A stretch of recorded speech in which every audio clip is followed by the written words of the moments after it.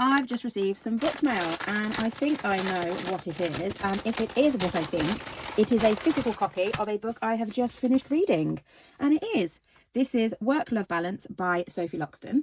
And this has been very kindly sent to me by Simon & Schuster through Anne from Random Things Tours. Lizzie Brinks has it all under control. Everything is sorted, or at least that's what she wants you to believe. She's this typical smart, calm, slightly overconfident woman who will do absolutely anything to fix everyone else's life except her own. She looks after her dad and her brother. She lives with a rebellious cat called Pebble and dedicates most of her energy to helping her boss Esme. And romance? Not on Lizzie's schedule.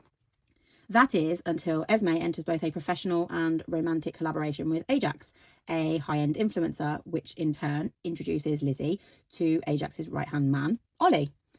So how is Lizzie supposed to work with him and keep things professional?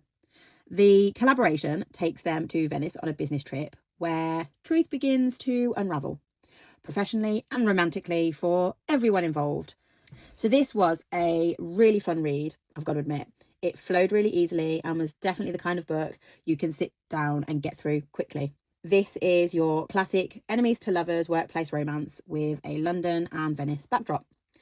The characters worked well and there was just enough chemistry to make this slow burn believable. However, I do think it lacked a little depth, particularly when it came to their character development. Lizzie herself is probably the strongest part of the book.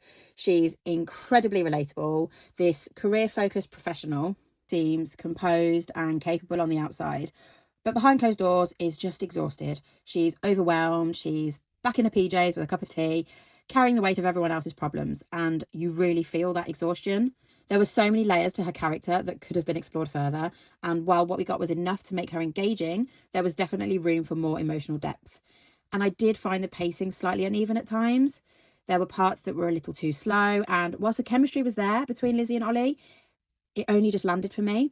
I'm not entirely sure what was missing, but something stopped it from feeling really fully convincing.